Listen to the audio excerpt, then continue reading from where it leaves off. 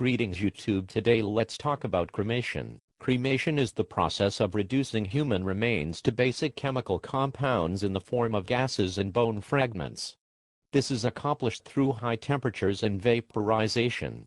Contrary to popular belief, the cremated remains are not ashes in the usual sense, but rather dried bone fragments that have been pulverized in a device called an electrocremated remains processor. This leaves the bone in a fine sand-like texture and color, able to be scattered without any foreign matter. Cremation may serve as a funeral or post-funeral rite that is an alternative to the interment of an intact body in a casket. Cremated remains, which are not a health risk, may be buried or immured in memorial sites or cemeteries, or they may be legally retained by relatives, or dispersed in a variety of ways and locations. In many countries, cremation is usually done in a crematory, but others may prefer different methods.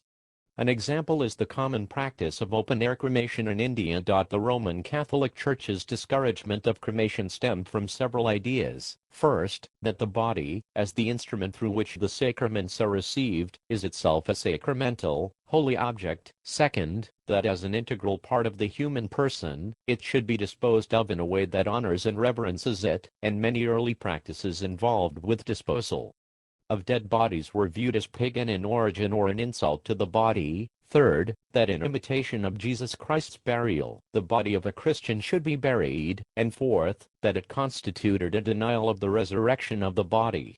Cremation was forbidden because it might interfere with God's ability to resurrect the body. However, this was refuted as early as Minucius Felix. In his dialogue Octavius, cremation was, in fact, not forbidden in and of itself. Even in medieval Europe, cremation was practiced in situations where there were multitudes of corpses simultaneously present, such as after a battle, after a pestilence or famine, and where there was an imminent fear of diseases spreading from the corpses. Since individual burials with digging graves would take too long and body decomposition would begin before all the corpses had been interred. Beginning in the Middle Ages, and even more so in the 18th century and later, rationalists and classicists began to advocate cremation again as a statement denying the resurrection and or the afterlife, although the pro-cremation movement more often than not took care to address and refute theological concerns about cremation in their works. Sentiment within the Catholic Church against cremation became hardened in the face of the association of cremation with professed enemies of God. Rules were made against cremation, which were softened in the 1960s.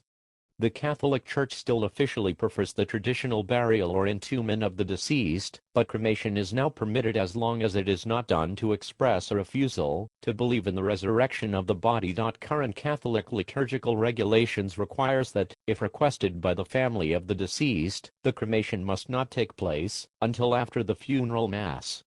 This way the body may be present for the Mass so that it, symbolizing the person, may receive blessings, be the subject of prayers in which it is mentioned, and since the body's presence better expresses the values which the Church affirms in those funeral rites or Mass. Once the Mass itself is concluded, the body could be cremated, and a second service could be held at the crematorium or cemetery, where the cremated remains are to be interred, just as for a body burial. Although the Church clearly prefers and urges that the body of the deceased be present for the funeral rites, sometimes, however, it is not possible for the body to be present for the funeral Mass.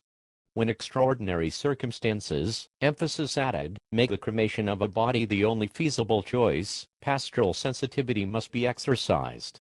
In other words, cremation is discouraged, and funeral masses with cremated remains present should be kept rare and only permitted if cremation prior to the church service is absolutely unavoidable.